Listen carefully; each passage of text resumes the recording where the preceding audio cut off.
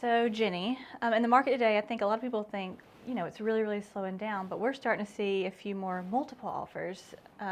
Tell us how we can win a multiple offer. Yeah, so first let's do a little disclaimer. So where we see multiple offer is on those highly desirable properties. So we're talking about they've got some acreage, they typically don't have a lot of stairs, maybe some special upgrades. So not every house. So it's not like it was. But when we see those multiple offers, how do you win? Like that's what we want to talk about. If you're a buyer, how do you win? Well, there's two caveats to it. Sometimes you can't. No. If somebody has cash and they're willing to pay what the sellers are wanting. No appraisal, cash. No appraisal. It can be really hard to win if somebody else has cash. Thankfully, there's not as many people with all cash right now. We're not seeing that as much. So if you are a buyer and you're going into a multiple offer, of course you don't know what everybody else has. So you just kind of have to make your best offer. So there's a couple of things we would tell you to do. Number one, you want a local lender. Yes. You do not want to send in a pre-approval from an online bank that nobody can get a hold of if you're in a multiple offer situation. Because as a listing agent, when we get multiple offers, do you know what we do? We pick up the phone and we call the lender and say, hey, we've got this pre-approval on whoever. Because it's not that we think they're going to tell us anything. We want to see, do they answer the phone? Yeah. Can we get a hold of them? Communicate with us. Yeah, will they communicate with us? Because if they won't communicate with us on the front side, how's it going to be through the middle? So make sure you have a local lender that you're working with, especially in a multiple offer situation. Another thing you can do is sometimes we'll put that we need 10 days due diligence, but do we really need it? No. No, because if you're just having a home inspection, we usually can get that down to about 3 or 4 days, and that can make your offer really, really stand out. Because if it's super short, the seller's not having to take their house off the market while you have it a home inspection. Another one is finance contingency.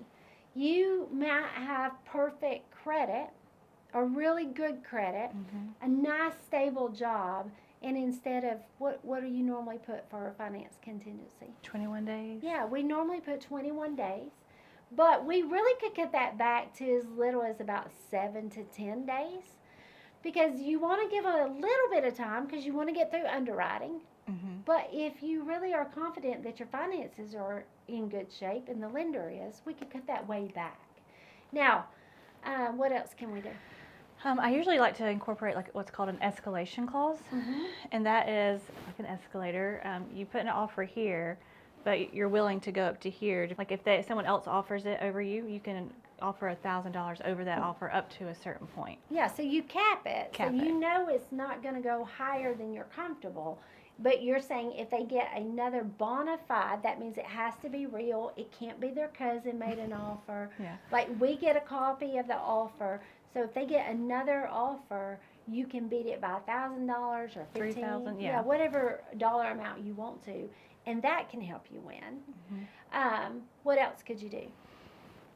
Really just it's your terms, making sure your terms are the best that they can be. It's like we already talked about, your financing, your due diligence, financing contingency, and a strong offer. Like I would say don't try to like lowball that offer if you know it's a sought after house, because a lot will and still want to do an escalation clause, but I'm like, it doesn't work that way. Another thing you can do is if you're going above list price, and let's say let's just make up a house. The house is $350,000, and you're going to offer $360,000. If you actually have $10,000 in cash to pay that, if it doesn't appraise, that makes your offer really strong. Right. Because what happens is if you send me an offer for $360,000, and I priced it at $350,000, then that means I feel like it's going to appraise for what? $350,000. Because if I thought it would appraise for $360,000, what would I have listed it for? $360,000. I would have listed it for $360,000. Now you get a little gray, like appraisers sometimes will go a little bit higher, but there's no guarantee. Especially when, like with me, I usually am pushing for as much money as we can get unless there's a reason the seller doesn't want to do that. Right. So like if I get an offer and it's 360 and I price it at 350, I tell the seller, look, it could, but it's Price not over. likely. So if they don't actually have that cash, you're going to have to come down to whatever it appraises for. So if you actually have the cash, if you provide proof of that It's a winner. that's a winner. Because if you say we're willing to pay $10,000 over asking if it doesn't appraise, and here is where that money is at, that seller's going to take that really to heart. Yeah. So that is a easy one if you have the funds. But so many times we get them, and when we call the agent and say, hey, you made this offer of $30,000 over, do they actually have it?